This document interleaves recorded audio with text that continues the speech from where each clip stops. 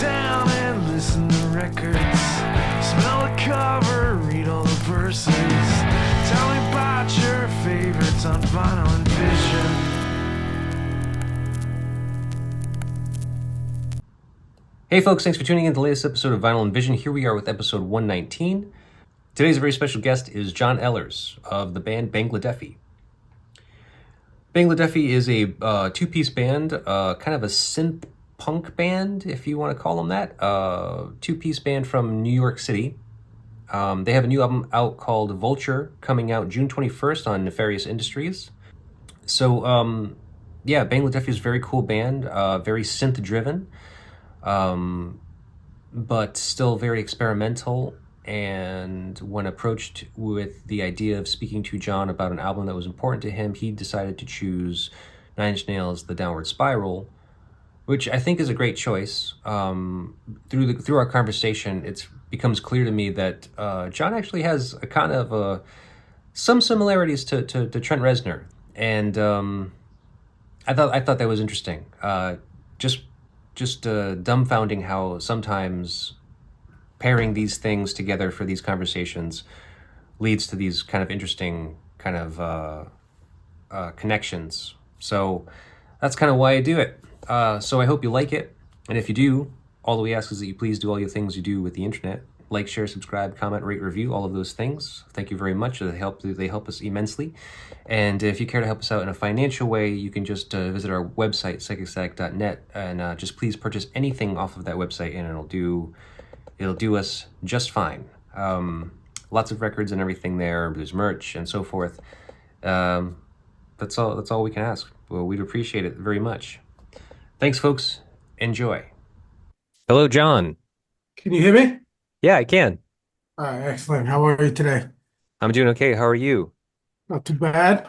So what's going on, man?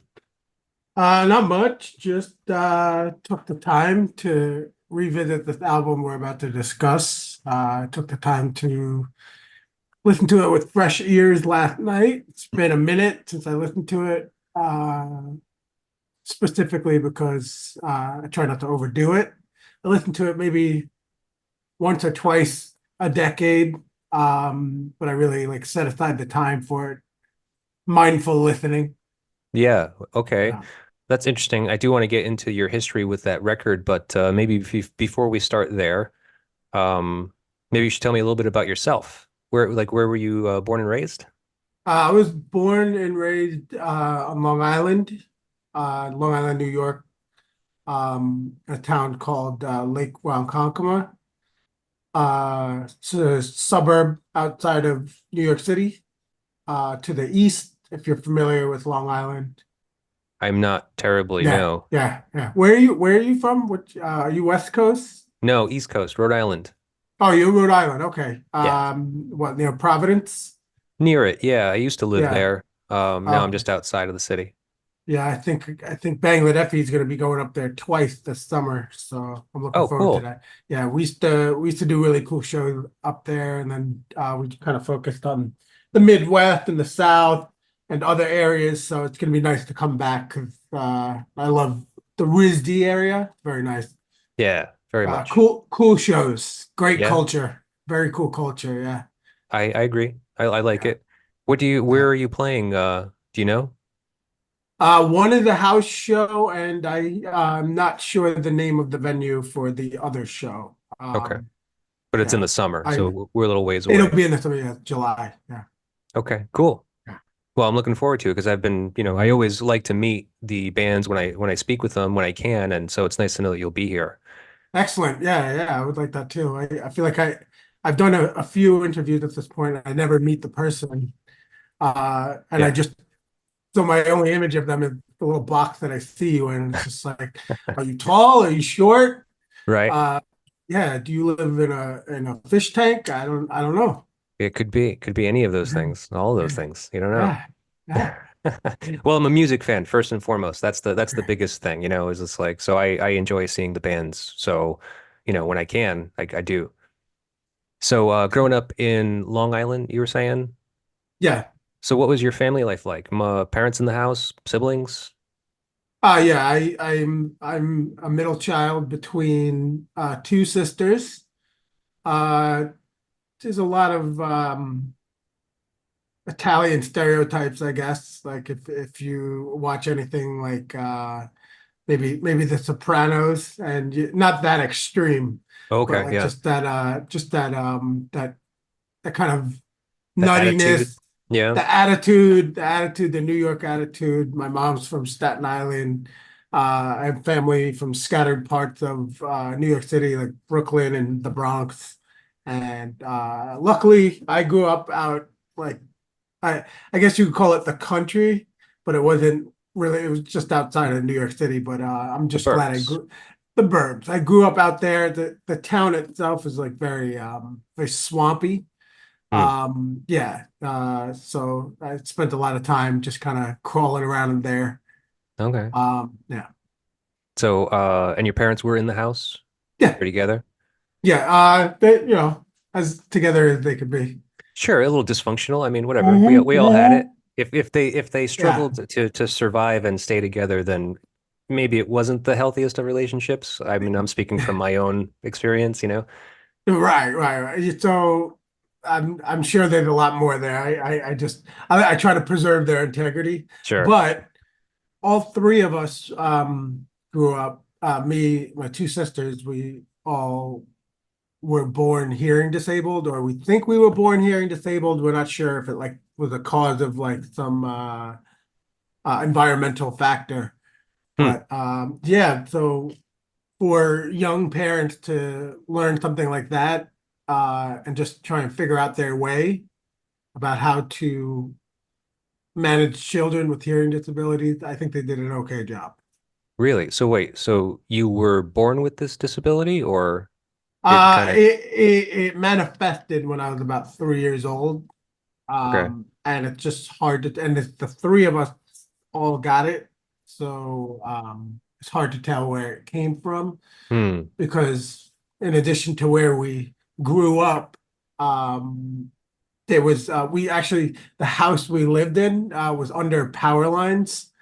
Oh, So there's a speculation that that might have had something to do with it. really? Well, so what is the Uh, sim like what is the primary symptom of what it is that you have? That's this it's called a sensory neural hearing loss, so what does that and mean exactly? I'm not familiar.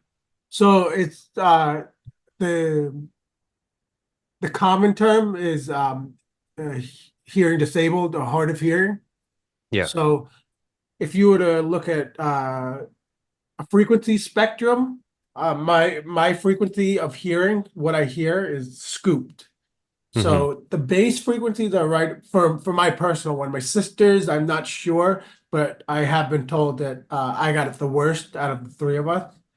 So the base frequency is just under what yours is, assuming you have no hearing loss.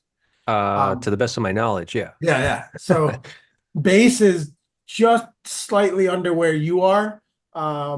And then like all the mids and stuff are scooped, and then it kind of comes up a little bit with the high end a little bit, and that's how my brain hears. Oh, Because okay. it's like just I don't know, mutated nerve endings in my ears, something like that. I don't know. Yeah. Okay. If that's like one way to describe it, because the way your inner ear works, there's these fibers that kind of stick out and it kind of picks up signals and transmits it to your brain. I guess some of those just don't work for me. Right. Okay. When I take my hearing aids out, things are pretty muffled and quieter, Hmm. lower volume. So I'm missing that whole middle range of frequencies. So for example, if I'm laying in bed, I can sometimes at night be very sensitive if there's a truck driving by because it's very bassy. I just Yeah. hear like going by.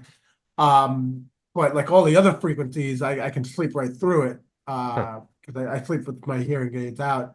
Yeah. If Okay. that helps it make sense a little bit.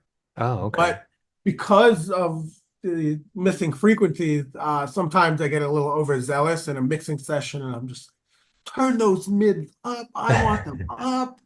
Let's go. Yeah. And then like everyone in the room is like sweating because they're like, who's gonna tell him? Like it's just like really bright right now.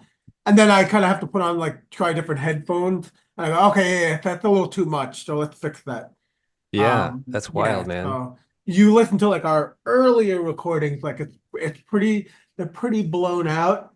And then I developed a stronger connection with the engineer that we've worked with a lot over the years. He's just like he's more likely to be honest with me since we've been working with him so long. He goes, "Oh, I don't Mm, know, Johnny. This is peaking a lot. Are you sure you want more mid?" I was like, "All right, we'll dial it back."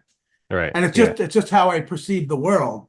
Yeah. Okay. I hear you. Well, Yeah, so like I feel like it's missing, you know what I mean? So I'm trying to like make up for it. right, right. Okay. And I think this is something that I've been thinking about, doing the research and reading your bio, and hearing about this hearing loss of yours. Um, I don't know if you've ever talked about this with anybody else, but I mean, like, has the idea of playing loud rock music ever kind of come across as like this is maybe a bad idea for me? In recent years, yes. Yeah. I kind of I'm like maybe I should consider like ear protection or in-ear monitors. Especially after this last tour, I got to a point where I was like, you know what? I'm gonna leave my hearing aids in while I play.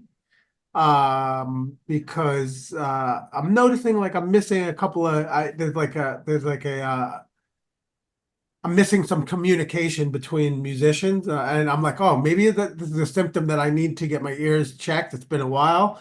Did I lose some hearing? Because I do play a lot of loud music, and I do a lot of stuff on headphones, and I have it like cranked. Mm, Because just I just got to make up for all that stuff, and like I don't know if my body can't handle it, but me, I'm like, oh yeah, it sounds good, even though it's like blasting loud.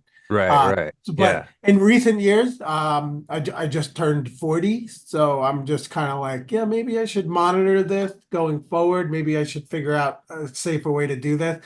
Um, but I'm probably dragging my feet on that. So sure. next time we talk, we'll probably be in sign language. Yeah, I might have to brush up on that, I think. Yeah, so it could happen. Okay, well, be careful. I mean, because anyone playing music, you have to be careful. So, I mean, Uh-huh. especially with your sensitivity to it, I mean, like I would say, yeah, be very mindful. Yeah. I'm not trying to be your 'Cause dad. I happen to be no, his no. dad. It's my natural instinct. Be like, please take care of yourself. Yeah, yeah. So, are you the dad that brings the kid to the shows with the ear I things on? I would if they wanted to, but they don't want to go. They don't. Are They they don't. Yeah, they don't want not to go to cool? shows. Not cool. Yeah, no, I mean, I don't. I don't. It's up to them. They're old Yeah, enough; they can make their own mind at this point. So, yeah. No, that reminds me. Dave Grohl from Foo Fighters. He said in an interview, like his kids just do not think he's cool. of Do course not not. think he's a cool rock star. And I'm just like, oh yeah, that's right. Like if you sit too close to the fire, you don't realize how like hot it really is and how cool it is.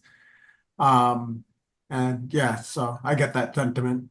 Yeah, I don't have kids, but I work with kids, and they most of the time they don't think I'm cool. So yeah. Well, yeah, it happens, man. Yeah, kids are yeah, brutal. yeah. Yeah, If they're you're the not worst. if you're not on their wavelength of like video gaming, and like YouTubing, whatever it is that they're into, it's just like you can't hang, man. Yeah, I try. I All right. try to learn the slang, and I've tried to play Fortnite, and I like this game sucks. I don't like it. I don't like It's that. I don't like Minecraft because it fucks no. me up, gives me motion sickness. I can't hang. Hmm.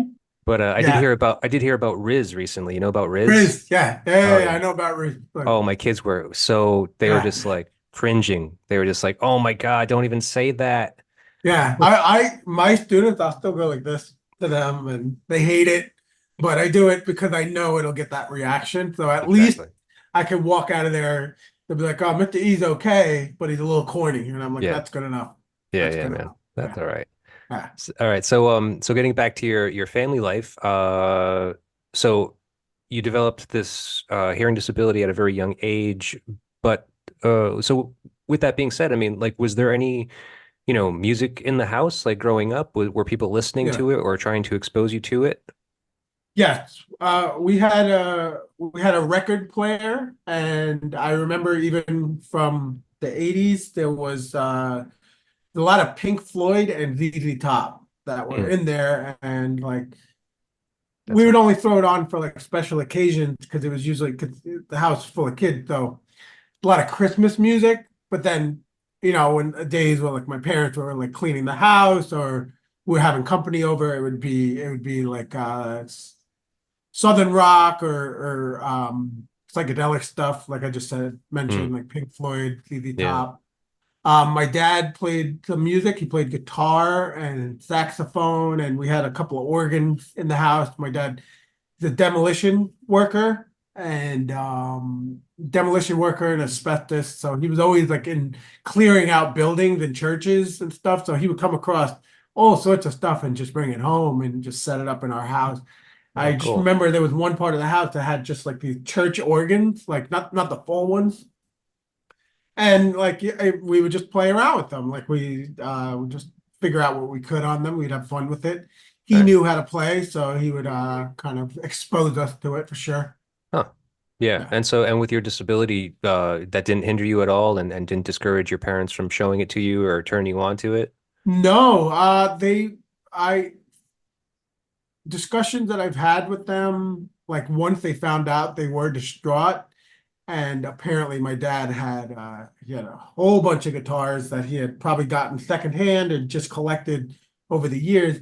And then when he realized like his son was likely not going to be able to play, I think he sold or got rid of most of them, but held on to a few for Hmm. like himself. Yeah. Because I think he was thinking he was going to pass them on, and then he was like, "Oh, my child's going to be hearing disabled, so what's the point?" And these are probably taking up a lot of space. In reality, I think he was just, like being a little bit of a hoarder and probably realized it was time. This was a good excuse to get rid of some stuff. Yeah. But I remember when I was a teenager, I gave him a hard time about it. I was like, "Well, you see what I'm doing now? I could have used those Hmm. guitars, and you don't have them." But in jest. Yeah. Uh, Sure. but he did hold on to a couple, and I did eventually start playing them. And without his consent, would throw stickers on them. I was 12. I was like, oh yeah, that's what you're supposed to do with a guitar. Right. And so yeah, I did learn on them, but it was encouraged. It was encouraged once I started going. Hmm. Um, it wasn't until this album that we're about to discuss where I was like, I actually want to play music now. Like Hmm. before Downward Spiral came out, I was listening to like Snoop Dogg, Salt and Pepper. I had like a big crush on them. I thought they were so hot. Yeah. I was still prepubescent, but I was like, yo, I like those girls. Those are some cute girls right there. And then, I was watching MTV a lot and then Beastie Boys. So it was like a lot of hip hop. Okay. Um, and then I was just like, hey, you know what? I'm not technically old enough to watch horror movies, but I'm gonna try and sneak a couple here and there. And then I saw the Closer video, which I'm sure a lot of people have seen. I'm sure you're aware of the Closer video. Oh, yeah. It's basically like a horror movie. Super creepy. And I was just like, I just love everything about this. It's creepy. Hmm. The music is so cool. And I remember I just didn't know how the sounds were being created. And Hmm. I remember I would like ask my dad, I'm like, what is that? And he would tell me what it was. And it was just a perfect meeting point for a lot of things, like the imagery, the sounds, like what rock and roll could really be, like kind of moving out of the corniness of like late 80s, early 90s hip hop. I was like, I'm ready for something dark, Yeah. Well, because I yeah. mean, well, getting into that point, I mean, so this came out March 8th, 1994. Hmm. The Closer video probably came out right around there. So, you were around 10 then, right? Yes, I was. Yeah. Okay. So, was this like your first kind of like acknowledgement of music? Or, no, I guess you said you were listening to like some early hip hop stuff too when you were around that age or a few years before that, I guess. Like Yeah. what was your first like This memory was of my like first, this was that Downward Spiral was definitely like my first like in hand album that I would listen to back to front to back. Yeah. Uh, Like the a first one you lot. bought, you think, when you were a kid? First CD I bought at that age was actually Pretty Hate Machine. Oh, okay. I went to go buy Downward Spiral, but they didn't have it. Okay. So I was like, all right, let me just get a different one since I came all the way to the record store, so I'm gonna get this one. And then I think maybe a couple weeks later, I had bought Downward Spiral on cassette. So my experience through it was through cassette, and I liked it a lot more than Pretty Hate Machine. I was just like, Hmm. yeah, yeah. Yeah. So like Pretty Hate Machine was fun for me. But like Downward Spiral, I the first time I listened to it all the way through. There's a big piece of natural property out on Eastern Long Island. I'm trying to remember the name of it. I can't remember the name of it. But I was camping out east, and I was just sitting in a hammock with headphones on and a cassette player, and I was just listening to it. And it was creepy, because I'm in the middle of the wood, and I had like a little flashlight, and Hmm. I'm like reading the lyrics under a blanket on a flashlight, and it was like it kind of satisfied a lot of things that thrill that I wanted at the time, Hmm. and it was very different lyrically, very different than Salt and Pepper, Oh, yeah. very different from Snoop Dogg, Sure. different from And Warren G, all that stuff. that Yeah, experience must have been kind of menacing too, because being out in a quiet area, obviously it was like kind of yeah. woodsy like, I guess, Yes, right? yeah. So I mean, The Pine Barren. Yeah, yeah. that's what So that just just came to complete me. silence, like that, the way that it Yeah. should be listened to, really, like Hmm. in complete silence, no disturbance, and then in headphones, just going right into your eardrums and absorbing what this album is. That must have been pretty intense. Yeah, that kind of set a standard for me in terms of listening to albums going forward. It's like yeah, I can listen to a song on a stereo here or there. I'm hearing disabled, so it's not going to be that enjoyable to me like when I'm listening to the radio. Like I'm in a car, it's a closed environment. I can enjoy listening to music, but like I feel like the most important thing is to like, okay, did they care about this as a speakers album, or did they care about this as a headphone album? Hmm. And that's kind of always been my gauge for like something that I feel like um could inspire me to do something going forward after listening to it. Hmm. And Downward Spiral is definitely a headphone album. There are just Oh, yeah. things just to pop up all over the place. I hear something new just about every single time I listen to it. And we're going on 30 years now. And I listened to it last night. I was like, what is happening in the left speaker in this one particular song? It's crazy. Yeah. And Yeah. I love it. And sometimes I might have heard it before and I forgot about it because it's just jam-packed with textures that deserve discussion. Right. Yeah. Yeah. And Okay. so going back to like when I was in that hammock, that was really like it was a first for me. I feel like anything I had before that, that was like my first full album. Anything I had before that was like a cassette single Hmm. because it Okay. was like all I could afford. You could get them for like $2 at like a audio store. Sure. So I was just like, all right, I'll just get the new Michael Jackson single. That was another one I used to listen to before I discovered that you could listen to an album, and not to mention like the songs kind of weave into each other very well. Right. So I was like, well, it's just like doesn't end, it doesn't stop. But I have nowhere to be. I'm spooked out right now, so I'm not about to jump out of this hammock. So, and to be honest, it was a pretty mature thing to do at 10 years old. Yeah. No, I'd Yeah, say yeah. different kind of different times back then, really. I mean, Oh yeah. I think albums were still kind of a thing then, whereas like now, now it's just streaming, so you just Yeah. kind of back to the radio format where you can kind of just like get these endless playlists and stuff and just kind of like stream a song at a time or just whatever you're interested, or just follow a fucking algorithm for hours. Hmm.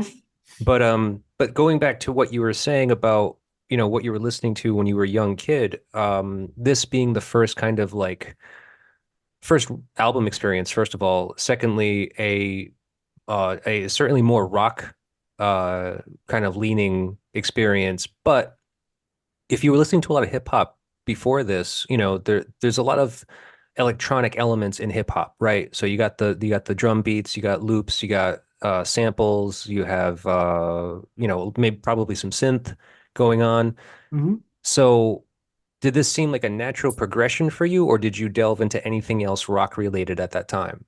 I you got me thinking about this. The rock aspect of Nine Inch Nails was not that interesting to me at the time Hmm. because my dad had listened to so much like rock, like guitar-based stuff. Yeah. So I was in it for the sounds. And if it was a progression from hip hop and stuff that which is more like studio, like synthesizer, drum machine, Yeah. maybe. But I remember being more excited about that part of it rather than the guitar part of it. Right. Well, I because love it all. I grew to love it all. Um, but like when you're a kid, like we were talking about before, like rock and roll, you can appreciate it, but like it's not that cool. You know Sure. what I mean? Like if your parents are into it, it's not that cool. Right. And that Right. that's what it was. But so I discovered that on my own, like this you're making me think about it in the way like you think of a hip hop song. It's Hmm. very deep beats. Yep. All right. It's very stereo consuming. Like you have like an 808 and stuff like that. And there's a lot of that on the downward spiral. So I think there was an appeal that is connected to that kind of sound, that Yeah. approach. The use of those tools. Hmm. Yeah. Okay. If that answers your question. Yeah, no, it does because I just feel like, it seems like even though like this is a considered an industrial record, an industrial rock, industrial metal is kind of like some of the labels that this album has. Mhm. It doesn't sound like you were a fan of industrial music, but Not yet. yeah, yeah, okay. Well, this was the Yeah. gateway, right? Yeah, For as but it was for a lot of people. yeah. Right. But it was I talk about that a lot because my reputation in high school and like going forward and even now is like, oh yeah, John, he loves industrial. It's just like actually like a lot of stuff. But like the things that were labeled industrial, it just didn't hit the same way. So I it had to have a lot of meaning. Like if industrial that was coming out in the early 90s, like they were still way too dependent on the use of like arpeggiators, Hmm. just very automated sound design kind of stuff. And like I support that, but that seems to be where they stopped. Yeah. I'm not saying everybody, because there were some pioneers here and there that did take it around to the next level. But like Downward Spiral turned it into like like an organic feeling element to it. Like all this electronic stuff, it became ambiguous rather than, oh, that guy's using synthesizers. He's using like the cutting edge technology of the late 80s, late early 90s. Yeah. But that's where it stopped. It's like, yo, I'm using this expensive device here, and you're gonna appreciate it because it's a new sound. But Hmm. no, Trent Reznor was like, no, no, no, no. I already did that. I already Right. did that. So let me make it sound like something where you're just like, what, is that a keyboard? I'm not really sure what that is, but it's freaking me the hell out, and I need to know what it is. Right. It demands a listener to investigate further. Hmm. Okay. And Yeah. you did that, it seems, right? Oh yeah. Yeah. So from exposure to this album, well, was it before or after that you started picking up instruments? Immediately after. And Um, synth yeah. first or what? First, um, we did not have a piano yet. Um, and it turned out that my grandparents were moving. They were retiring, moving down to Florida, and they had a piano. So the timing was pretty good. Uh, and shortly after I was like, all right, this album came out. I want to learn how to play keys because that's what this guy does. We got a piano in the house. It was like a regular upright Hmm. piano. Yeah. Um, but I think shortly before that, I did get a Radio Shack keyboard. Oh yeah? I loved it. I loved it. I remember So Downward Spiral came out, and probably a few months after that, I probably just finagled some way, probably for a birthday present or something. I got a Radio Shack keyboard, and I just would spend a lot of time with it. And that was before we got the piano. But I started out on the keyboard, and then I think I was like, yeah, I really want to learn the language of this. And then we got the piano, and I took piano lessons for a little bit, and it all came together from Hmm. there. And it would not have happened if I did not listen to that. I probably would have kept playing basketball. Yeah. Yeah, you were a Yeah. contender. Yeah, I was a draft pick for the NBA. So Yeah. at 10 years old. And then I was like, you know what? Nope, I want to be Trent Reznor now. I don't want to be Shaquille O'Neal anymore. Right. Yeah. Okay. Yeah, height has a little something to do with it. Again, I don't know how tall you are, but you know, Um, I hate to brag, I'm 7'2". Yeah, but I'm I sitting see. right now, so yeah. Right, right. Sitting, different story. You're like four, Yeah, four, yeah, three, or yeah, something. Okay. yeah. All right. So let's see this album. I have a couple things that I'd like to share with you before we start talking about it. I have this quote here from Spin Magazine. There was an article called "The Downward Spiral at 30." It says the producer encouraged Reznor to work on demos for the album recording, looking for at least 8 tracks as a jumping off point. He was blown away by what he heard. Quote, the songs were already there. End quote. Many parts of these demos were already deemed perfect as is and would be cannibalized into the mix of finished songs. Yeah, who That who was did from you say said well, that was from Spin? Spin Magazine. The quote was Yeah, from Flood, I imagine, because it says Flood. Okay. it Yeah, says the Flood. producer. Yeah. Hmm. I would have loved to have been in that room to hear what that sounded like. The Uh demos. Yeah, the demos. Yeah, I think there Yeah. are some floating around. Uh, and like I said, Downward Spiral has like a very big meaning to me, so I try not to go too far into like listening to like the multi tracks and stuff. I'm like, Yeah. I like the way it fits in the mix. I don't want to hear it isolated. I want to Yeah. guess. I want to Sure. guess what it sounds like. Okay. Yeah, We'll probably get into that a little bit later, but yeah. based on this quote that I read to you, can you tell me about your the demoing process for your new album? Oh, okay. It started right after we completed our last album, Housefly. All right after we completed the last album, I just went on to the next batch of drum tracks, and I would just it was during COVID that I started demoing this new album. Oh, okay. So we were just sending each other stuff back and forth, and he would send me drum tracks, and I would just figure out what he was playing, and teach myself what he was playing on the sampler here. Like I was learning like the drum rudiments, and I would Okay. dial in some wild sounds, and I would pair that up with the keyboard here. That's kind of how we demo stuff. He sends me mostly fully arranged drum arrangements. So like usually like this set in stone. He's like, I'm gonna do this many times, this many times. He sends it to me, and I just start piecing it together and making it make sense. Um, just like kind of in the studio, just on a computer. I mean, is that Uh, that process has been throughout since you started, or is it just because you guys were doing COVID in 2020? we were kind of working that way before COVID, Okay. because I live out in New York City. He lives Eastern Long Island. So like it was tough for us to always be in the room.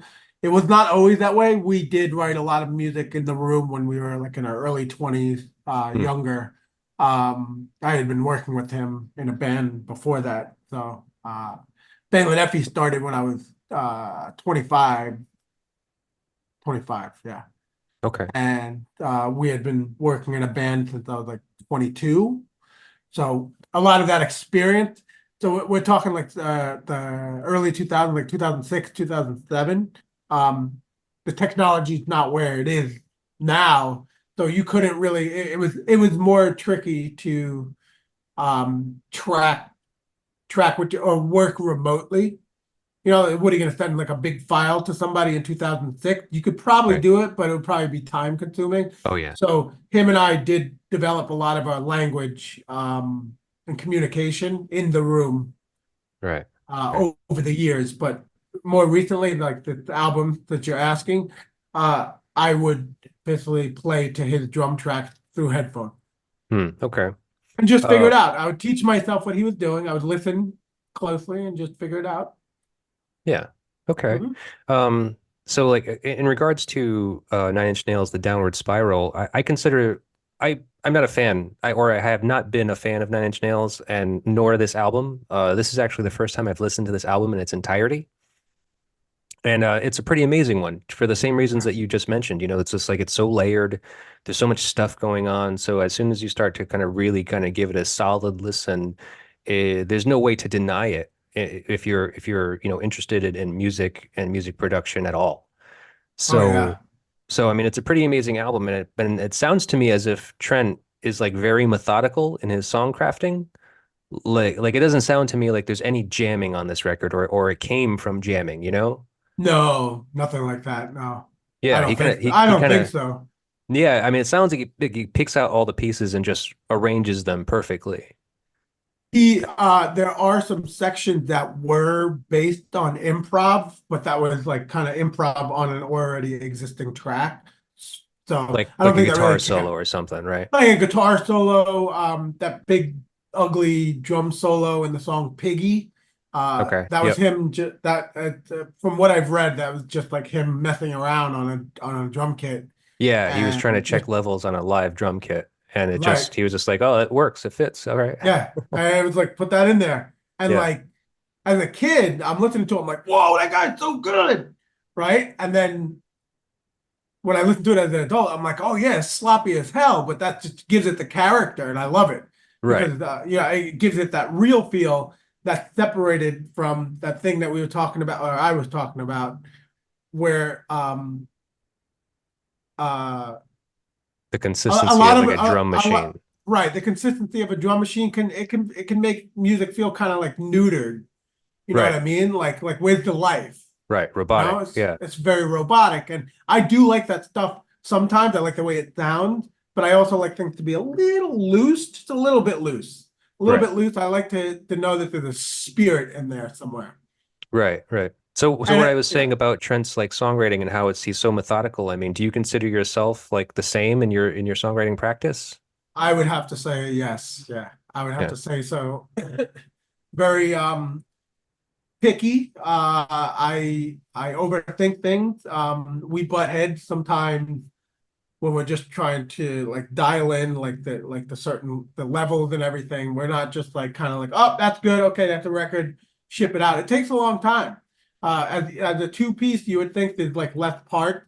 Hmm. It still takes I play in other bands as well, like four members, five members. It takes about that same amount of time to cut a Bangladeafy album, probably more, because there's just so much second guessing Hmm. and we question the integrity of certain things. Like Hmm. I remember on a previous album, we were butting heads over whether something should have a trumpet on the album or if it should be something more mechanical sounding. And I remember I was like, yo, dude, this section is literally a second and a half. Like just leave it as trumpets. He goes, no, I can't have trumpet. And like, but he's right to do so. You know, he's right to battle that.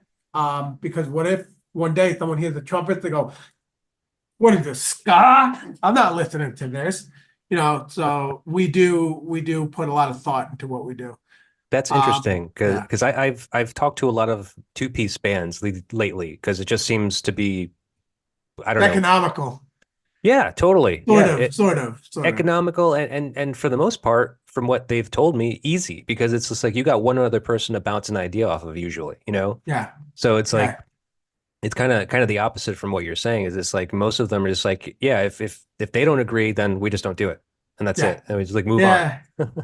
If there's a disagreement, we kind of don't push each other for like bigger songs. I know I was just talking about that little idea. I was like, oh, come Yeah. on, can we try that? But like there's just some things where it's just like he likes it, I don't like it, we're not gonna do it. I Right. like it, he doesn't like it, we're not gonna do it. Right.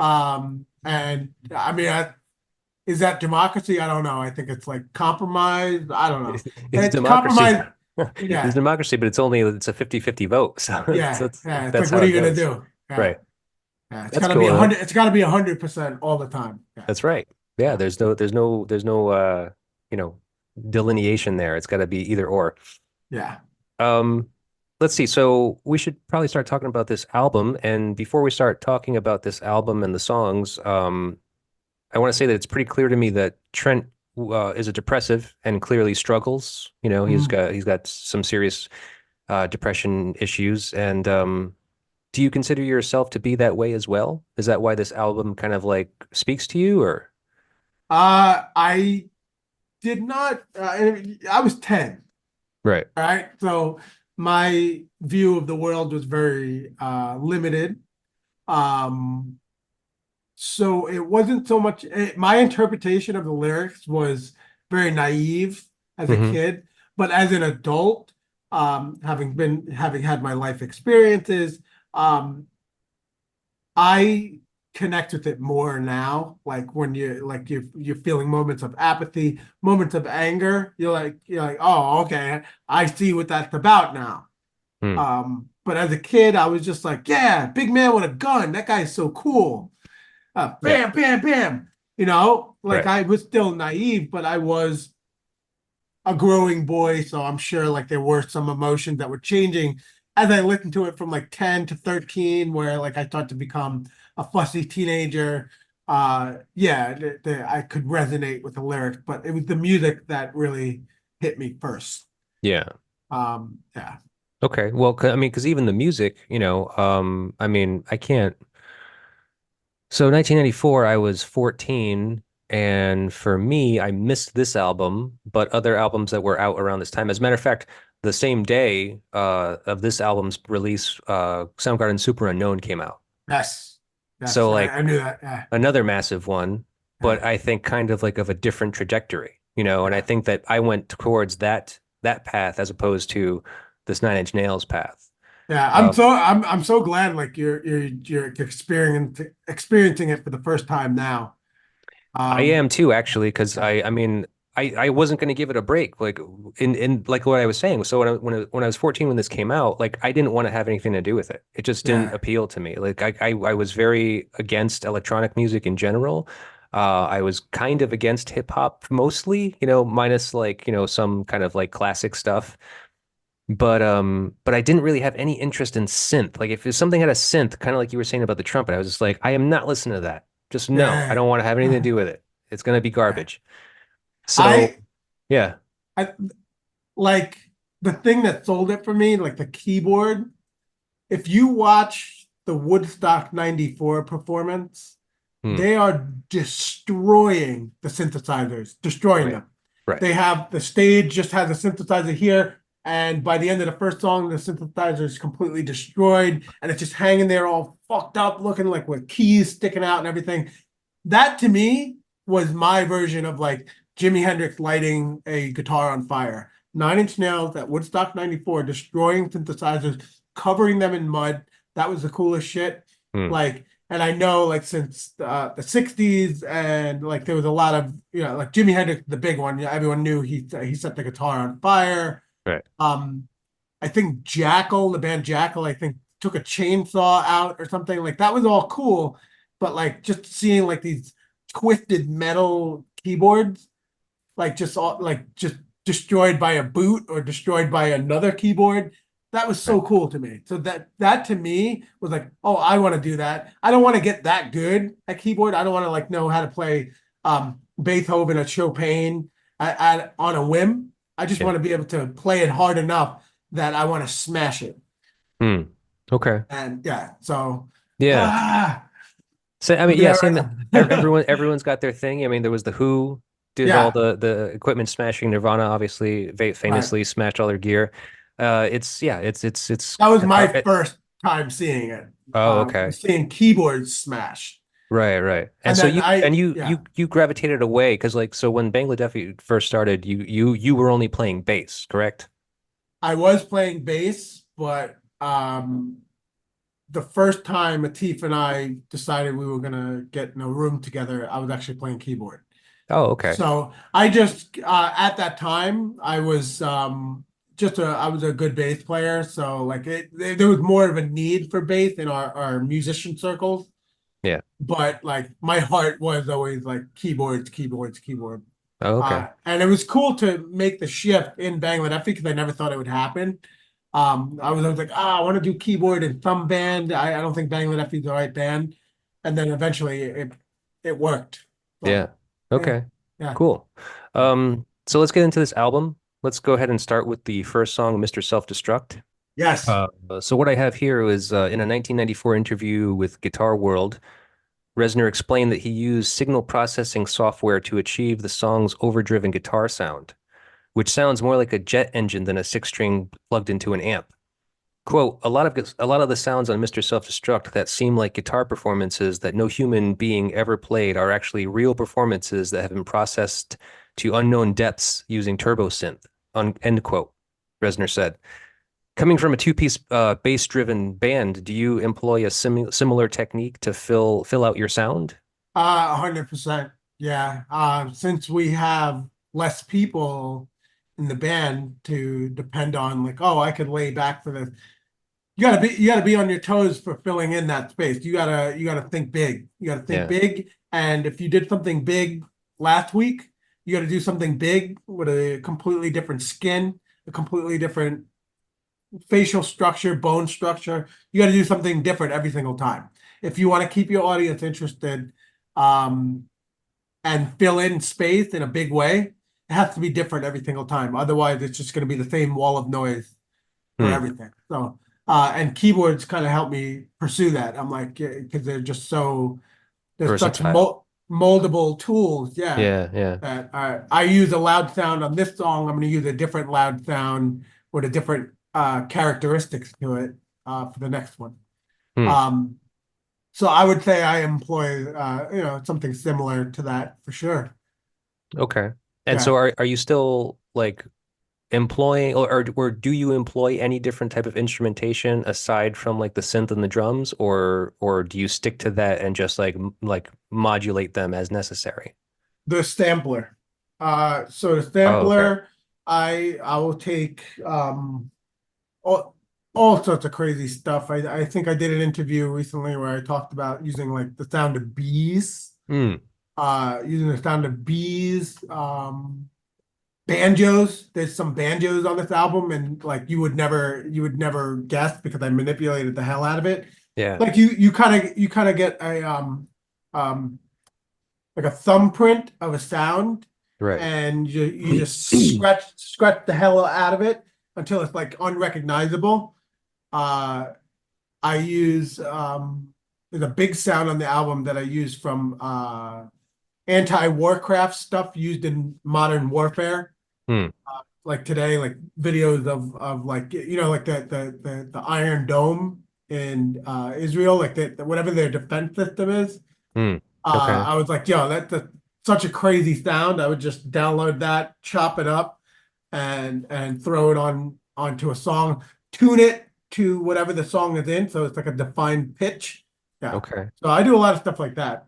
And now, did you get that inspiration from Nine Inch Nails? Because I know that he did a lot of that in on this record. Uh, I think it's safe to say, if I did not hear that album, I probably wouldn't consider that. Yeah. Yeah. So Okay. probably. I was like, Okay.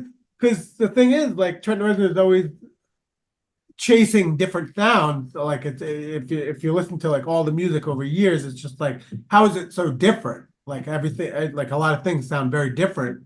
Um, so I think naturally, if you have the tools, you're gonna be like, I'm bored of that sound. I'm ready for something different. Hmm. Yeah. Right. Okay. Let's move on to the next song, Piggy. Yes. Let's see. So, aside from the speculation that this song may have been written about Robert Patrick, who left the band around this time of the recording, a fact I found that was kind of interesting was that this was initially a poem that in which he expanded into a full song. Okay. Um Robert Patrick wrote No, the poem that he no, no, wrote no. about him. Well, the speculation is that this song is written about Robert Patrick when he left the Yes. band, because Robert Yeah. Patrick's nickname given to him by Trent was Piggy. Piggy. Yes. Yeah. Yeah. Yeah, Yeah. but that's still speculation. There's no kind of concrete evidence Yeah. of that. But I did think it He was interesting that what I found was that I guess he had written a poem and then he expanded on the poem to make this song. got it. Yeah. Yeah. Yeah. So there's some kind of like a revenge type thing, maybe. Like, yeah, I'm gonna make the song about you. So it's my big farewell, fuck you. Hmm. And it's gonna be put out to the masses. Robert Patrick did, however, play with Nine Inch Nails a couple of years ago at the Rock and Roll Hall of Hall of Fame. Fame induction. Yeah, Right, right. and Yep. they had him. You know he's from the band Vulture. Yep. Yeah, and who his brother is and everything. You know all that. I don't know his brother. No. His brother is the bad guy in Terminator 2. Oh, that dude. Oh, that makes Yeah, sense. that's Richard. That's Richard Patrick. Okay, okay. It's Richard Patrick and Robert Patrick. Yeah. Oh, Yeah, it's a cool little factoid. But since you told me that fact just now that it was based on a poem, I guess I forgot about that at some point. That makes me feel a little bit better about the fact that one of the songs on Bangladeafy's new album, Vulture, is hmm. kind of like a fuck you to somebody directly.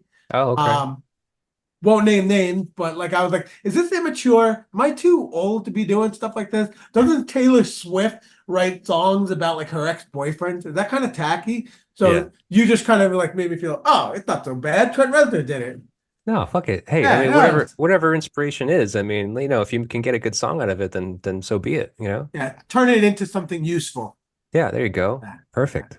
yeah. But I did want to ask you if you could tell me about your songwriting practice. Like, do you start with music, lyrics, or the concept? I usually start with the music first. I will start with a rhythm, typically. Typically, it's a rhythm for me that motivates me the most. And I'm like, is this sound very heavy on the floor tom? Uh, do I want to match that floor tom with a sample or something up here? Um, do I want to fill the space in with a nice lush pad on top of like a distorted bass drum? What do I want to do? Those are the kind of questions I ask myself. It usually starts with a rhythm. Hmm. And since the second half of Bangladeafy is a drummer, I usually work off of what he's giving me.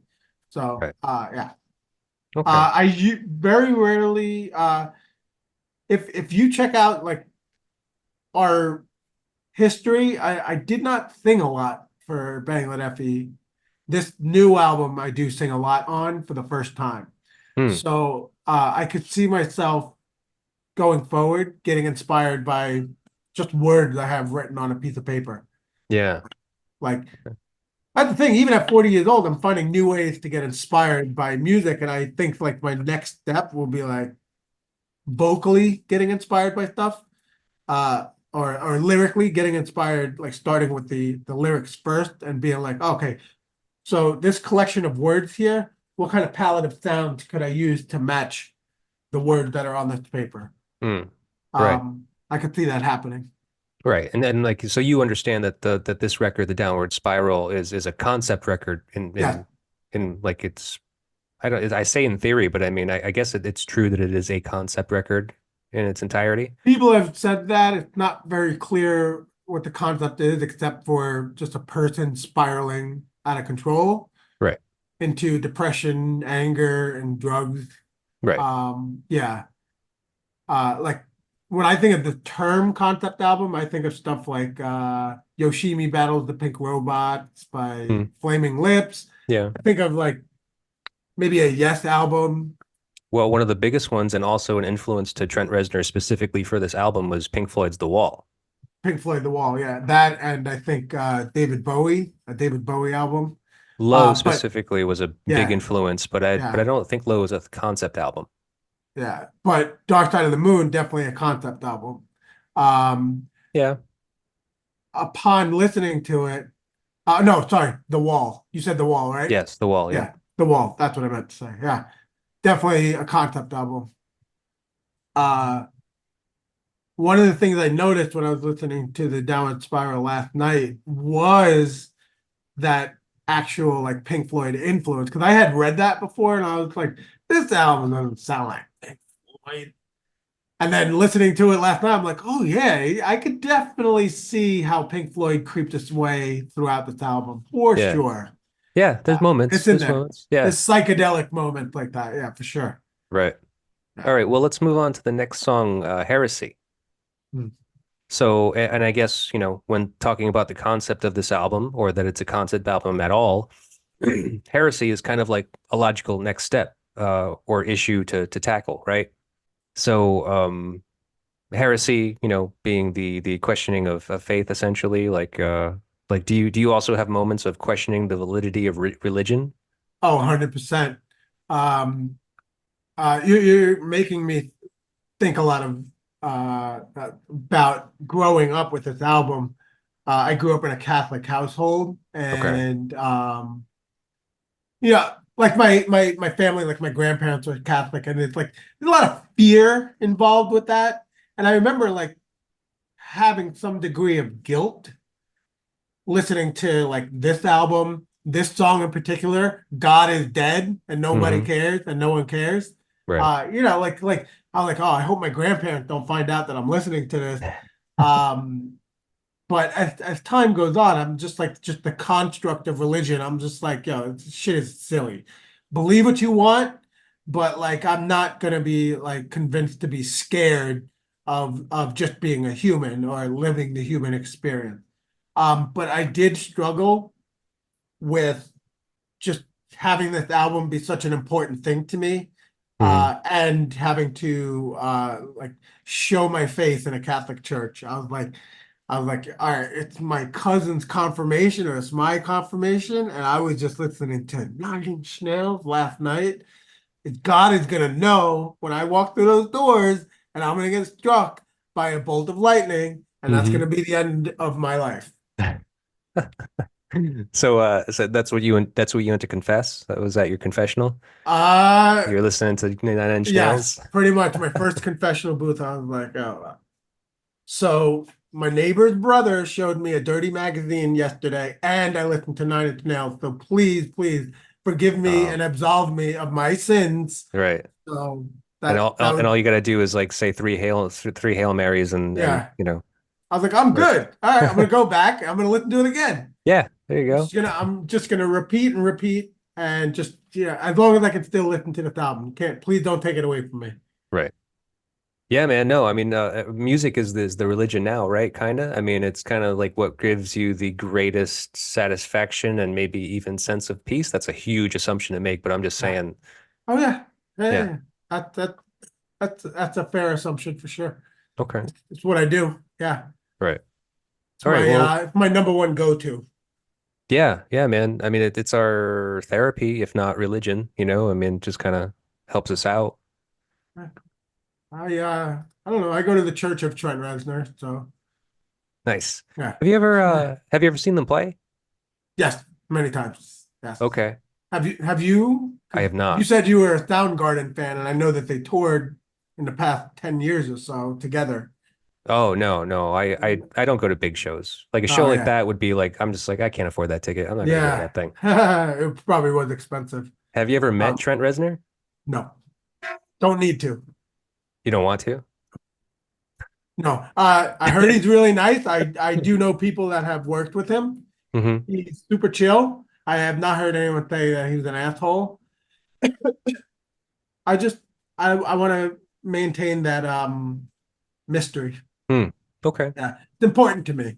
Like I Yeah. said, like what I was saying before, like you could get multi-tracks of this album. Right. I kind of choose not to listen to it because I like it to be preserved the way it is. Like I'm probably looking through it like rose-colored glasses all the time, Hmm. and I prefer to keep it that way. I don't need Well, to look. I don't need to look behind the curtain. right. I mean, that's Ah, kind of cool. I mean, and actually, I think that Trent Reznor would probably appreciate that because I remember I just did hear an interview with him recently, saying how, or it was somebody else acknowledging that he has stated that he doesn't appreciate the demystification of music these days, and how, like, there are no more secrets. Everybody tells everything about everything these days. I I like to keep my secrets. Like people will ask me questions. I gave you some of my secrets before, but Yeah, I'm like gonna you know keep about prying. Yeah, yeah. But I do. There's a lot of things that I keep in house. sure. Just to kind of keep it my own. Like if I die tomorrow, I want to be like remember. I want someone to be like, I never got to find out how he did this or how he did that. Hmm. I want to die with something. You know what I mean? Right.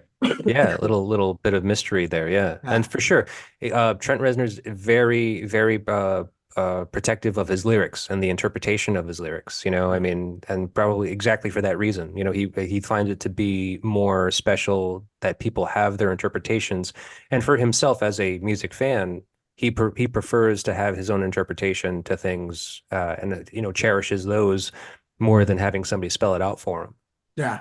Yeah. I feel like the him. reason for that is so that people develop their own connections to it and don't go, oh, that's about Trent's ex-girlfriend or something. So that's the end of that story. Like Hmm. eh, like like take the route of like a choose your own adventure novel, Like Right. why did they have to have one ending, Right. one conclusion? And so I did not know that he said that, but that's cool. I agree with them. Okay. Does that eliminate a question that you would ask me, like, oh, what would you I might, I say to might, him? I might skip a couple now. Yeah. No, you can still ask them because I would Right. in that situation, what would I ask him? What would I say? Right. I would probably have an answer for that if I'll ask you you the question. You'll be like, skip it. I'm not yeah. answering that. Okay. Yeah. But I actually, I didn't meet Trent Reznor, but I was kind of in proximity to him. Oh wow. He's Yeah. he's kind of short, right? That's what I hear. Yeah. I didn't feel like he was terribly short, Yeah. but I mean, he definitely was shorter than I am. Uh one of the last times I saw him, it looked like he was wearing platform boots. So You didn't get close enough to like kind of figure out like where is he sitting over here? Like, no, when I say I want to keep that mystery, I want to keep that mystery. yeah, In yeah. my brain, he's 8 feet tall. Right. Yeah, he certainly looks that way on stage, right? Yeah. Okay. Let's see. Let's move on to the next one, March of the Pigs. Yes. March of the Pigs.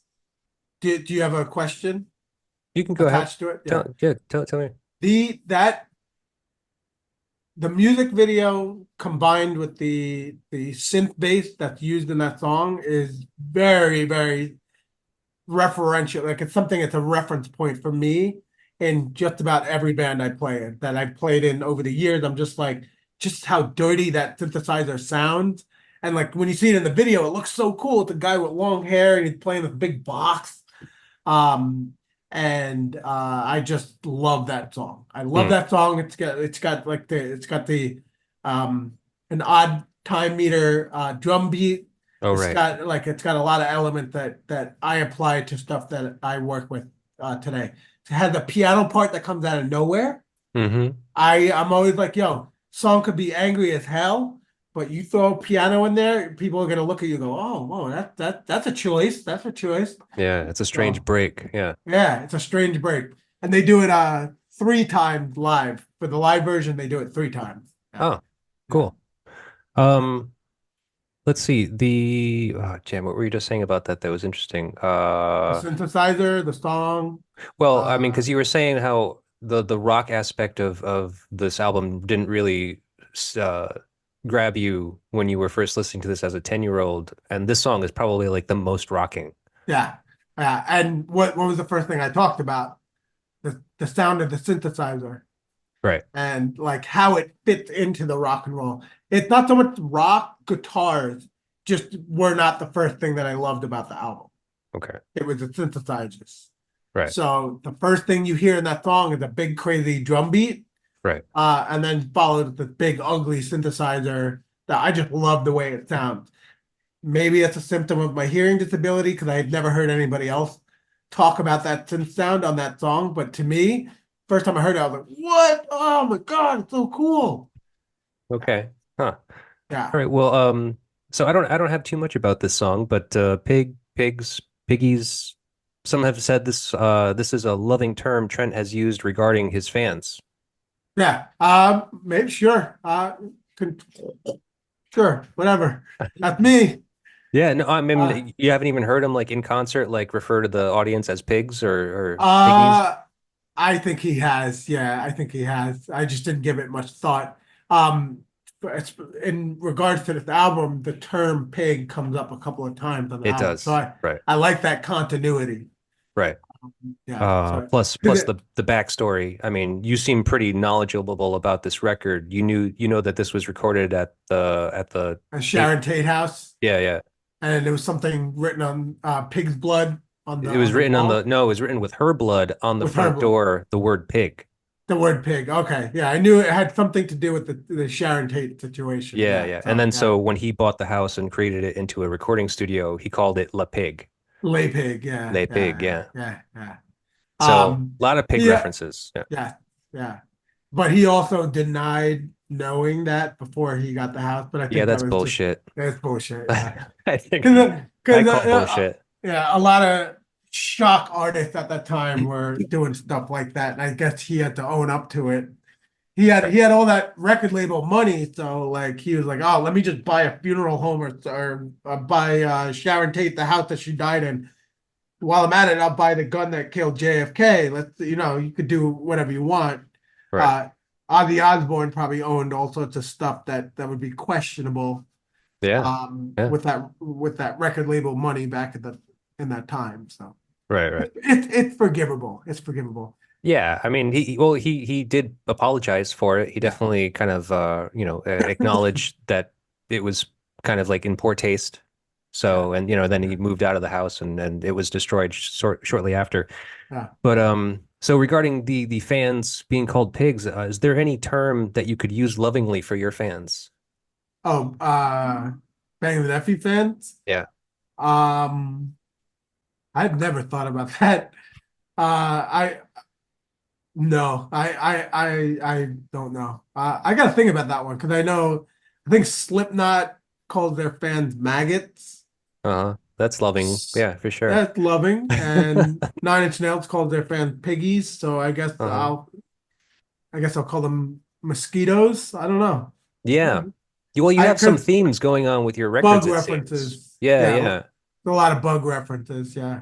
Okay. Um, I would say part of that does have to do with my fascination with uh the embracing filth in some way, like Hmm. musical filth, and that's just kind of like a metaphor.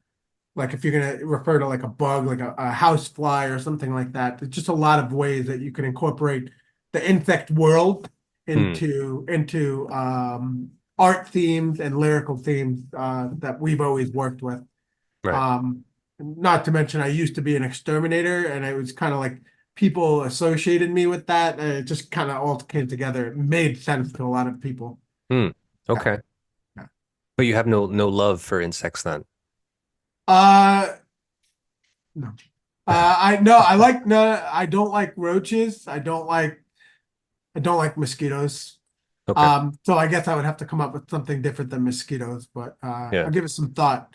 Maybe Bloodsuckers. yeah, bloodsuckers, yeah, because they just drain me. Right. When I play live, I'm just like, oh, I'm so drained by this emotional outpouring. Yeah. And you guys just take it and lap it all up like a bunch of little mosquitoes. So I'm gonna set up some candles and traps and just get rid Some of netting. this. Some Yeah, netting. Some like friggin' mesh netting in the front. That'd be good. There you yeah, go. yeah. Get rid of them. Yeah, that's not a bad idea. Maybe I'll wear a beekeeper's vest or something, like a beekeeper's helmet Yeah. thing. Yeah, Right. Hey, and yeah, speaking of which, I mean, so the new album's called Vulture, right? yes. So that's like a departure because everything else has kind of got a bug kind of theme or Well, motif. we have one album called Narco Paloma, Oh, okay. which is also a bird reference. So we typically refer, I think if there's any consistent behavior, it's usually bugs or animals referred Okay. in our All right. music. Like we've talked about wolves, we've talked about birds in the past, bugs, and there's probably been something else. Oh, steer. We've talked about steer. in our Okay. lyrics before, so Oh. it comes up because I feel like the natural world is very inspiring. Mm-hmm. And I typically naturally make references to it lyrically as Yeah. a metaphor for something personal, a Sure. metaphor for something on a bigger scale, perhaps. Yeah. Or even human. I mean, it's just like, Human, yeah. humans are animals too. So I Yeah. mean, we share some similarities in some Yeah. regards. I mean, I'm sure you can find them. Yeah. I'm not a master poet, but that's my go-to Okay. to refer to those kind of things. So if something, if I feel like some emotion of mine or some element of my life is decaying, I'll probably refer to like it being covered in flies, Mm-hmm. something like that. Okay. All right. So we're gonna move on to the next song, Closer. Yes. I have nothing good to say about this song. Yeah. Not my favorite. It is very dense when you listen to it, and I appreciate that. Yeah. It was the gateway for me to this album. And Okay. even as a kid, I was like, oh, I'm sick of this song. I'm gonna move forward to another one. Right. I still appreciate the song. The sounds on the song are very cool, but there's just so much other stuff on the album that are Sure. so much cooler than that. Right. Right. And that song worked as a single, and it's still like a song that'll pop up in the club because it has that appeal to it. I mean, it's great. It's provocative, Yeah. lyrically provocative, all that stuff. So I get the gateway-ness of that song, Yeah. but like I just It's overplayed. encourage, yeah, it's overplayed. I encourage people to check out the rest of the album, and Mm-hmm. as you just did. Did you know any of the other songs? Like maybe heard? Uh, I listening to it, I realized that I knew March of the Pigs, but that was the first single, so it makes sense. It was on the radio or something. I know a lot of their singles, like I Yeah. went back and I listened to the couple of EPs, Broken and Fixed. Yes. And I was like, oh, I know these songs, or at least I know Yeah. a couple of them at least. Yeah. Um, That obviously happens. I knew Hurt, obviously, Yeah.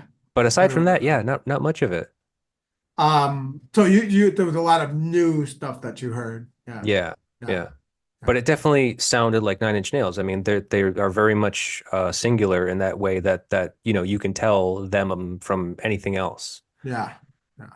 But so I only wanted to touch on something that was kind of silly. I just think this is funny.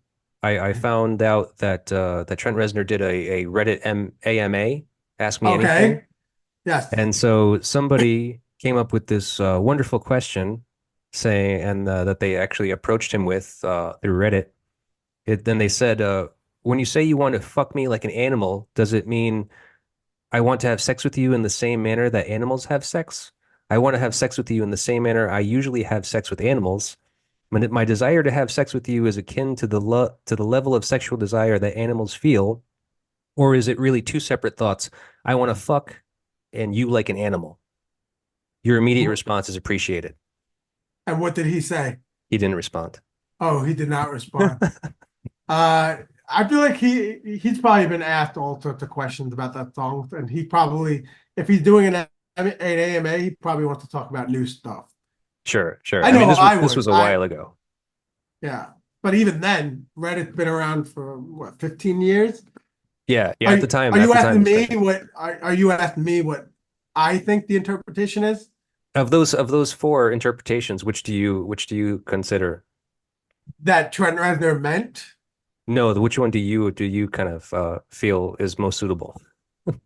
I would have to say it's fucking like animals. Yeah. Yeah. Sort of like that song by Bloodhound Gang, Do It Like They Do on the Discovery Channel. Oh yeah, yeah. Yeah, That's yeah. funny. So they're both the same sentiment. I think so. Maybe Yeah. that's even what that inspiration was, now that I Yeah. think about it. Yeah, that Yeah, makes probably.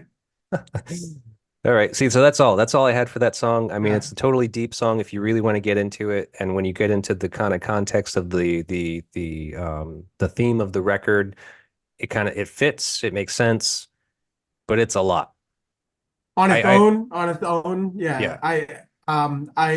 I really appreciate the layers, but like I Hmm. said, it's not my favorite song on the Okay. album. I can appreciate that too, that it's not your favorite. I mean, because I think most people feel differently. Most people think like Yeah. this is the song. This is the song of the record. Yeah. Next song, Ruiner.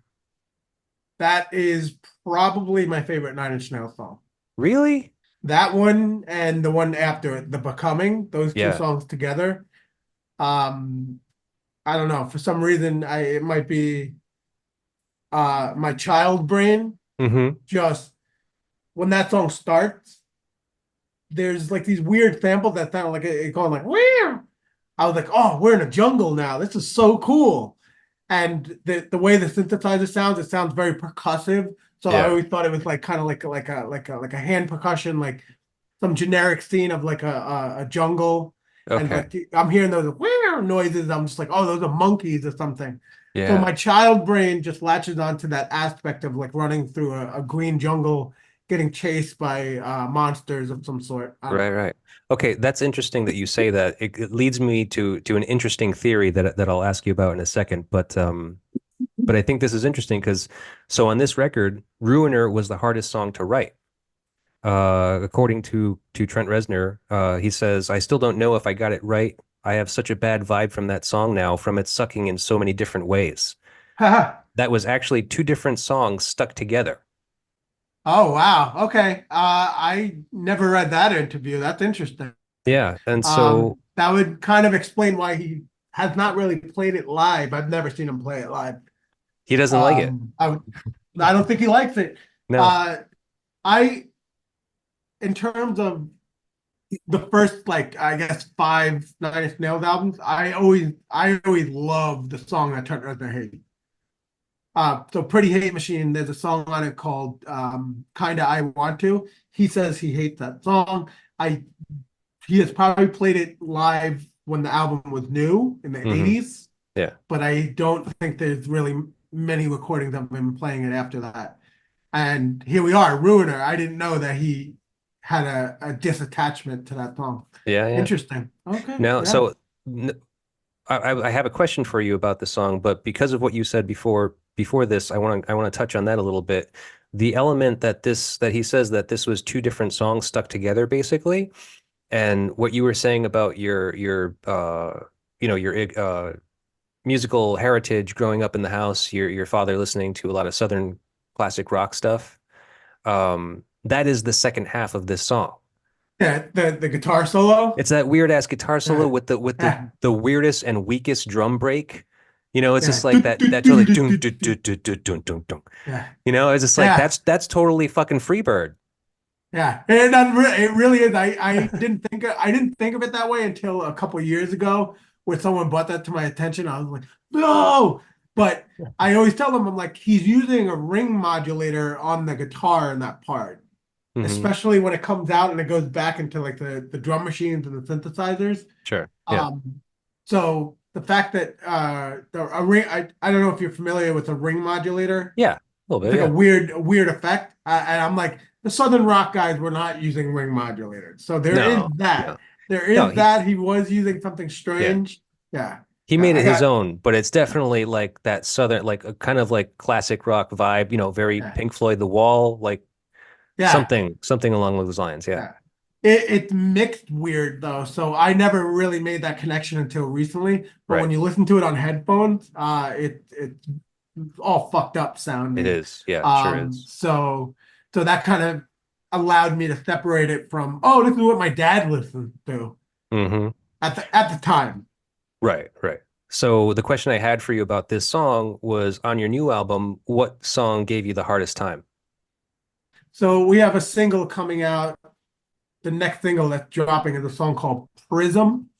Okay. That song was tricky for me because uh, it was more emotional than I expected it to be.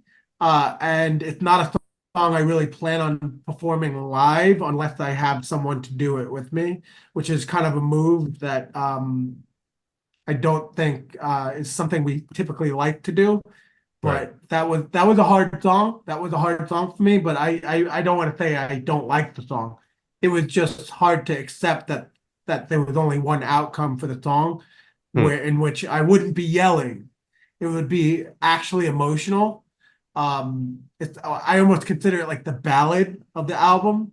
Hmm. I don't know if you've heard it, but I you have can heard it, hear yeah. it.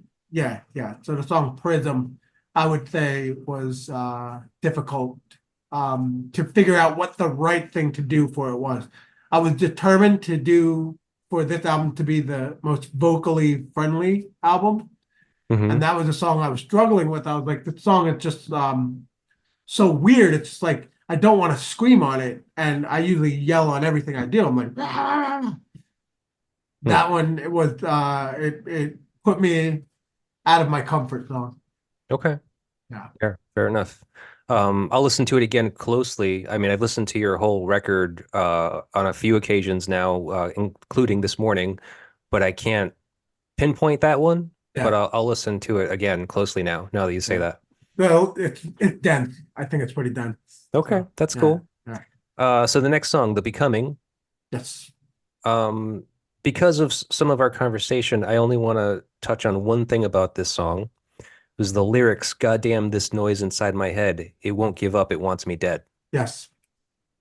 I Uh mean, is that did that have a meaning for you as a child hearing this for the first time, or does it have any kind of, connection to you now as an adult? um as a kid, when I read those lyrics, the first thing that I connected it with was like tinnitus. Yeah, yeah. Uh so I don't get ringings in my ear as an adult, luckily. But Hmm. as a kid, I would get I think as a symptom of being hearing disabled and just like having to take hearing aids in and out, I would very prone to ear infection. Okay. And I would get tinnitus or ringing in my ears when I had like an ear infection, and that was my childish connection to it. Was like this just constant sound in your head, and you can't, no matter where you go, you can't get rid of it. So I used to go and to that's what I associated that lyric with. That was like the image or the thing that created a connection in my brain, was like having like a ringing ears. Hmm. Okay. And I used to battle it by placing my ear on the kitchen floor because I could hear like the pipes in the floor, and Hmm. it was like kind of like a lower sound, and I just wanted to like get like something more consistent and streaming into my ear that was other than tinnitus. Oh, yeah. Yeah. Okay. So yeah. Interesting. Because I Yeah. was curious. I mean, like, I think sensory deprivation can mess with a person in any regard. So I mean, like, and I consider silence to be a noise. You know what I mean? Like when it's like completely silent, like that can be, Yes. as they say, that can be deafening. So I didn't Yes. know Yeah. if, like, because of your hearing impairment, that kind of has like a maddening effect at all. Um, with the hearing impairment, I can still hear without it, but there are times where a room can be too quiet. Yeah. I'm a social person. I'm obviously I use my ears a lot for someone who does not have full use of them. So yeah, I do think that silence can be deafening, especially in a social situation. Hmm. I think that applies. I think that's like a something that people say when people are silent because it's uncomfortable. Right. It's uncomfortable. Silence is uncomfortable for Hmm. sure. Yeah. Okay.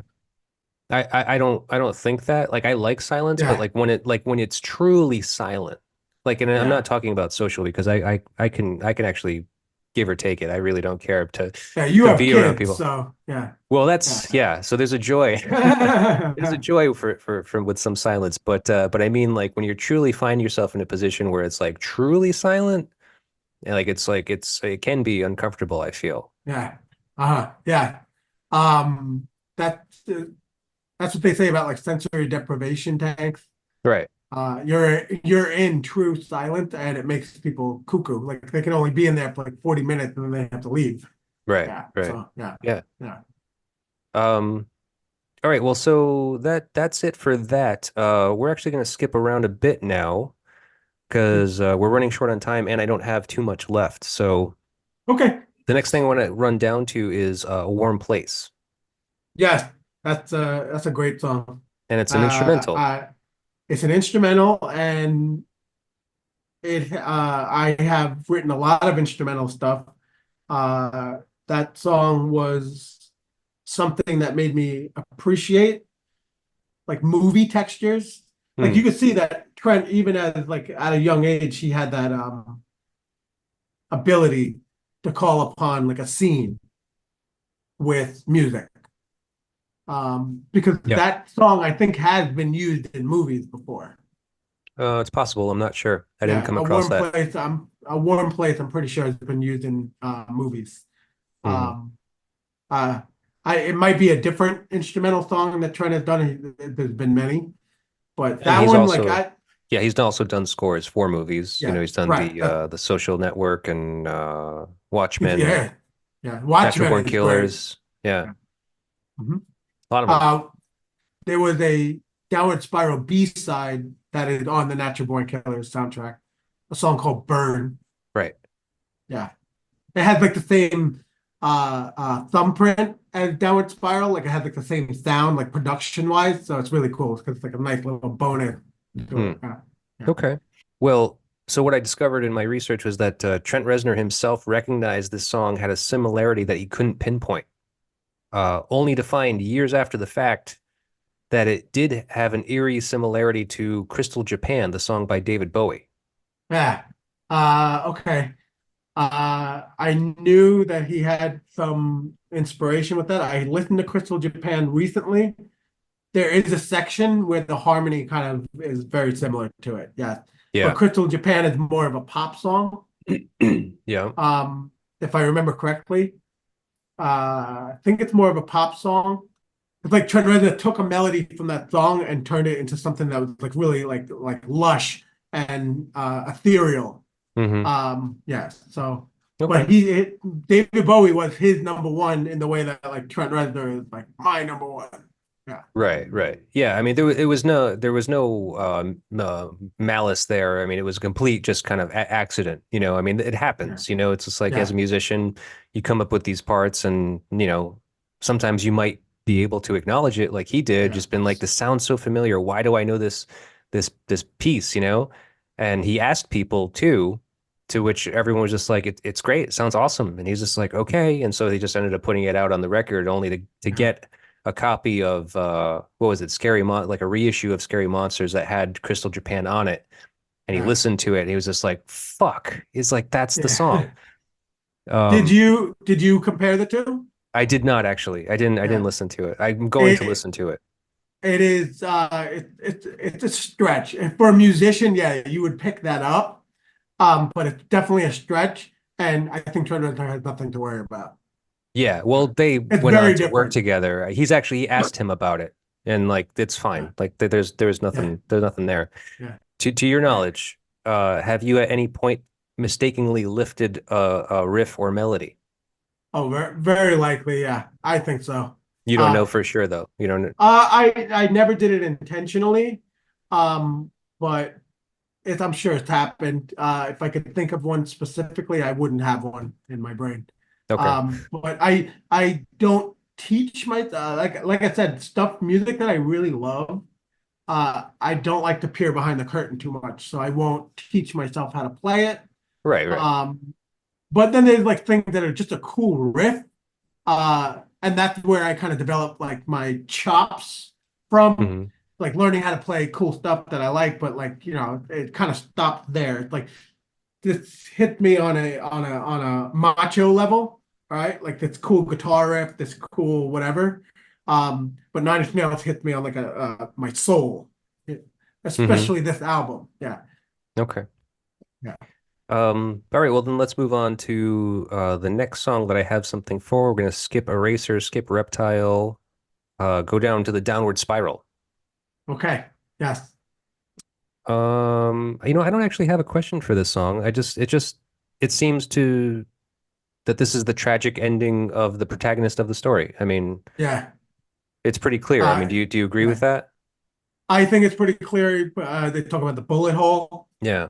Yeah. in the song, and not to mention one of the textures in the song is a stretch sample of someone screaming, Oh. and that at the time there were a lot of rumors that it was a sample of Kurt Cobain shortly before he committed suicide. The timeline doesn't really match up. Hmm. But like people used to say that was a sample of Kurt Cobain, and like some people are like, oh, Trent Reznor killed Kurt Cobain and recorded him before he killed him, which is total bullshit. No. But Yeah. there is a stretched sample of someone screaming, and that's probably the creepiest element of the album. You Yeah. have to like listen for it. It's in there. Right. Right. Like, Yeah. it's like someone screaming like "Rah!" But it's like Yeah. "Rah!" It's very spooky. Right. And it's just kind of someone just spiraling the hell out. So Right. Well, I mean, there's so many different in ways you can interpret that, I think. And I think that it's just kind of graphic. yeah. I think it's funny to think that Flood actually kind of resigned from this project, not because of this song, but because of another song, which actually ultimately got cut from the record. Oh, A really? a Okay. song called "Just Do It." Oh, okay. I feel Yeah. like that might be new information, or I might have forgotten it. I'm not sure. Yeah, I Um, don't think it's ever been released still. I wonder what that was about. Well, I think it's even more obvious than this one because I think Yeah. that this one, Flood definitely had an issue with. I know that in an interview I read with him, he said that there were a couple of moments where they were butting heads, particularly on the topic of suicide, because both he and Trent had lost people to suicide, and so it was a kind of a touchy subject. Oh, I could see that. Yeah. Wow. Yeah. All right. So I'm gonna make it my life's goal to find that song. Yeah, all right. If you Uh, do, let me know because I mean, I'm uh, sure that every Nine Inch Nails fan wants to hear it. oh, oh yeah, probably. Yeah. Yeah, for sure. All right. Well, then with that being said, we can just close this out with the last song, "Hurt." Pretty great song overall. I mean, I am deeply moved by this song. I only knew it at first because of the Johnny Cash cover, which I think Mhm. is astounding and fucking emotionally gut-wrenching. They're both Um, special in their own way, for sure. Yeah, yeah. No, and this one Yeah. is equally. I just watched the Netflix Song Exploder episode of this for this song. Yeah. I I could I had to I almost had to turn it off by like the end of it. I was just like I can't because like then they play the song for you after explaining the whole fucking song to you and I was just like this is too much. All right, I gotta stop it like right now. heavy. It's Yeah. heavy. And it was like kind of like his farewell song before he died. Um, Yeah. I think it was like one of the last things he put out before he passed away. Oh, Johnny Cash. Yeah. Johnny Cash, Absolutely. yeah, yeah, Right. yeah, yeah. Yeah. I mean, and Uh, some see this song as being like kind of the suicide note of the guy of the protagonist of the album. oh wow, that's a good interpretation. Yeah, that's wow. Um, I was gonna say something about how did you listen to it on headphones? Yeah. In the left speaker, it's completely just crackly static. Yeah. I'm pretty sure like the bulk of the song is happening in the right speaker. So if that is if that is like the suicide note, you could think of it as like this the left side of the person's head is completely blown off, Hmm. and that's just like the dead signal that's running through it. And it's an interesting way to look at it. It's like it's a choice. It's like why did Trent Reznor do it that way when music is done in stereo? But he made this choice because he knew people would be listening with headphones to make it just completely non-existent in the left speaker. It's just like static. Yeah, yeah. Yeah. Well, there's a lot of And like ambient noise that's in there, which is kind yeah. of and then, like he deliberately wanted it to seem kind of like intimate. So, you know, a lot of the choices with the vocals and like to be kind of whispered at times, a lot of the mixing where it's like he just manipulated everything to have either the static or to be slightly off tune and to be kind of like wavering. Like it's like he's just like it sounds like something found, like some old kind of like old cassette tape or something that you find that's kind of like all warbled, you know? Uh-huh. Yeah. That's how they do the song live now. That sound, the one we were just talking about, is Yeah. actually used as like a Fostex tape player. The keyboard player sets it up, Yeah. and it's just a tape of that sound. and they Oh, play it in stadiums. He right, presses play on a cassette player, and just it's running, and it's so cool. wow, And but that aspect of what you were just saying, like just the way the sounds, they're so gross and noisy, and it right. just I love that kind of stuff. I love that kind of stuff, and to know that it's like most of it is made on like a keyboard, Mm, but like just manipulated in ways where it's like, oh, is that a keyboard? I don't know. right. Yeah, no, I it's love it's it. hard to tell what the sounds are. Yeah, Yeah, absolutely. Um, so to sum it up, Trent basically says it's all about the goosebumps. goosebumps.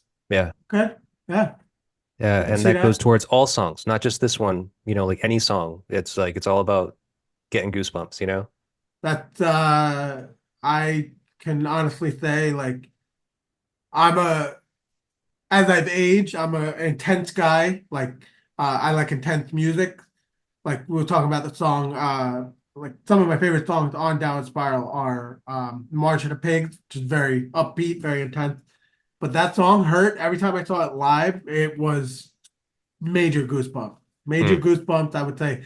Very like I could feel it. I could feel it. And like you're in the audience with like thousands of other people also experiencing that moment. And it's amazing that he can still carry it uh with the same intensity and ownership of that song 30 plus years away from its origin. right. I think that's very impressive. Yeah. So, I and think so. I know it's a very emotional song for him. Yeah. Oh yeah. Yeah. So, I mean, so like I was getting at, I mean, do you feel the same way? Like it's all about goosebumps, like when you are performing and writing songs? Uh, I would say I'm getting there. I would Okay. say I'm getting there. A lot of Bangladeafy stuff is a symptom of macho creativity. Hmm. Just macho in a weird way, like not like hardcore. It's just like, yo, let me see how brutal I can make this section, or let me see how engaging I can make this section. Right. But if you so you heard our album, Yep. you notice like in between a lot of the songs, there's a lot of textural stuff that's meant to like carry you along. Hmm. I would say for that stuff, that's me trying to hit that goosebump zone. Mm. Yeah, So I so would say as you that's where as you that's progress, those bleedings between songs are gonna get lengthened and become actual pieces, maybe. that's what, yeah, that's exactly what that is. Cool. I feel like if I were to do a solo album, it would probably be a lot more goosebumps territory like that. Yeah, for sure. Okay. Cool, Yeah. man. Well, that sounds Yeah. great. The new album is awesome. It's Thank called you. Vulture and it's coming out on June 21st, is it? June 21st. Yeah. Yeah. Yeah. And it's being released through Nefarious Industries, right? Yep. Yep. Cool, Yep. man. So, Okay. what is the plan? Is it being released on vinyl? Vinyl eventually. As you know, vinyl is very expensive and it takes a long time to make. Yeah. I have a vinyl master that's ready to go. It just gonna take a while. Okay. Because we just have to come up with the money for it. That's really the honest answer. I would like to make it on vinyl. It's ready for vinyl. Just gonna take a while. Okay. Yeah, I think we're gonna take some profits from the first wave of pushing it out and make some vinyl and see how it goes. I understand that your thing is vinyl and vision. I'll make sure you get a copy. All right. Cool, man. Thank Yeah, you. yeah. Thank That's you. great. Yeah, no problem, man. And Can I ask you a quick question? of course. When were you hanging out with Trent Reznor? What was the situation? Oh, I wasn't hanging with him. It was just that I actually was living in New Orleans for like 9 months in 2001, and I was work. Yeah, that house down there across the street from that vampire author, Oh, Anne Rice. Anne Rice. He lived across the street from Anne Rice. Oh, okay. Yeah. See, I Yeah, never sought out either of their houses. yeah. But I was working at a record store called Warehouse Music on Chapatulas Street or Ave. I can't remember the name, what it is. It's like down the street from Tipitina's. And so I was just working there 1 day, and he and like the band came in, Oh, wow. and they were just like, "Hey, man, browsing for records and shit. And I remember this was like when 50 Cent came out with his big record. Because I remember they were pushing that, and I was just like, that fucking, I don't want to know anything about that record. But he Yeah, came that, in, yeah, yeah, he came in and they were just wandering around and like kind of eventually came up to the counter, and I think a couple of the guys bought some stuff. I don't think Trent bought anything that day. yeah. That's so interesting though. Wow. Yeah, Yeah. they didn't trash the place though. No, no, they were pretty quiet. I'm sure that they just wanted to keep to themselves. But I was just like, but I knew him. I don't know if anyone else realized that he was there. Yeah. Wow. That's so Yeah, cool. I think he has mentioned appreciation for 50 Cent or at least hip really? hop. I know he's had a connection to hip hop because he's a Oh, producer. He's a producer, so like hip hop for sure. Yeah, yeah, yeah. yeah. I mean, I because know that's but yeah. massive, massive influence, even on this record. I mean, that was one of the things I was trying to get at with you because your background being from hip hop music when you were young. Yeah. It's like this seems like a kind of an easy progression. I liked those kind of sounds. They were more enticing. Yeah, I think Yeah. so. Yeah, yeah. All right. Well, that was it. That was my only interaction with him, and it wasn't much. I don't even know if I got to say anything to him, really. All right, when you see him again, just give him a copy of Vulture. Of course. No, Thank I you. think I think he would really admire what you have to say, man. I really, really do. And so if I do get to talk to him, I'll definitely let him know. All right, thank you so much. No problem, But like man. I said, I don't know if I want to meet him, but just let him know. Oh, I met this really cool guy. Yeah. He really likes your stuff. Just give it a listen. Yeah. Of course. Why not? Why not? Yeah. Maybe he'll produce something for you. Who knows? Great. I'm waiting for That'd be cool, man. it. All right, John. Well, hey, pleasure meeting you, man. Pleasure talking. Likewise.